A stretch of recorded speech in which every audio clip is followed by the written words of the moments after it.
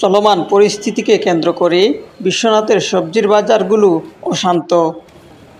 তদারকি বা দেখভালের কেউ না থাকায় যে যার মতো দাম নিচ্ছেন ক্রেতাদের কাছ থেকে। বিশ্বনাথ পৌরসভার বাজার ছাড়াও গ্রামগঞ্জের অন্যান্য বাজারগুলোতে একই চিত্র দেখা গেছে সরজমিনে। গ্রামের বাজারগুলোতে প্রতি কেজি সবজিতে 10 থেকে 15 টাকা পর্যন্ত বেশি দামে বিক্রি করতে দেখা গেছে। অস্থির সবজির বাজার নিয়ে অসহায়ত্বের ছাপ ক্রেতাদের মুখে। বিক্রেতাদের সঙ্গে কথা বলে জানা যায়, তারা সবজির সরবরাহ কম ও দেশের পরিস্থিতি অনুকূলে না থাকায় আড়ত থেকে তরকারিগুলো বেশি দামে কিনতে হচ্ছে। বিশ্বনাথ পৌর শহরের বিভিন্ন ব্যবসায়ী একই অভিযোগ করে বলেন, সবজির দাম না কমার কারণ হচ্ছে দেশের অস্থিতিশীল পরিস্থিতি, তবে শীঘ্রই দাম কমবে এটাই তাদের আশা।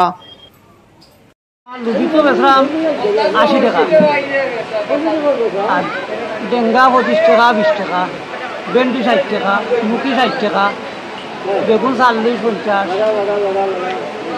আগের তুলনায় কমছে না বাড়ছে? আগর তুলনা বলতে বর্তমানে তো মালও আনা সিলেটে মালাই না দাম কমছে, কিন্তু আগর তুলনা মতো মোটামুটি একটা আওতার ভিতরে আছে। 14 আগস্ট বুধবার উপজেলার বিভিন্ন বাজার ঘুরে তরিতরকারির প্রতি কেজি বিক্রয় মূল্য দেখে হিসেব মেলানো যায়নি।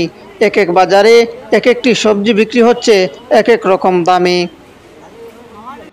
বিশ্বনাথ পৌরসভার নতুন বাজার ও পুরান বাজার আজ প্রতি কেজি করলা বিক্রি হচ্ছে 90 টাকায়, চিচিঙ্গা 60 থেকে 70 টাকা, টমেটো 120 থেকে 160 টাকা, শসা 50 থেকে 60 টাকা, কাকরুল 60 টাকা, ভেন্ডি 50 টাকা, মূলো বিক্রি হচ্ছে 70 টাকা, বেগুন 50 থেকে 60 টাকা, গাজর 160 টাকা, কচুর মুখী বিক্রি হচ্ছে 70 টাকা, ফুলকপি 100 টাকা, বাঁধাকপি 70 থেকে 80 টাকা, এদিকে চিনি 135 টাকা, সয়াবিন তেল 170 টাকা, পেঁয়াজ 100 টাকা।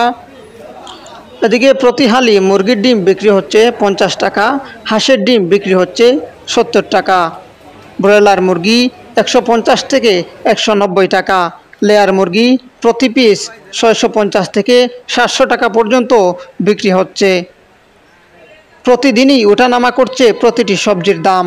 এ থেকে উত্তরণের একমাত্র পথ হচ্ছে বাজার মনিটরিং করা, এমনটি দাবি করেন একাধিক ক্রেতা।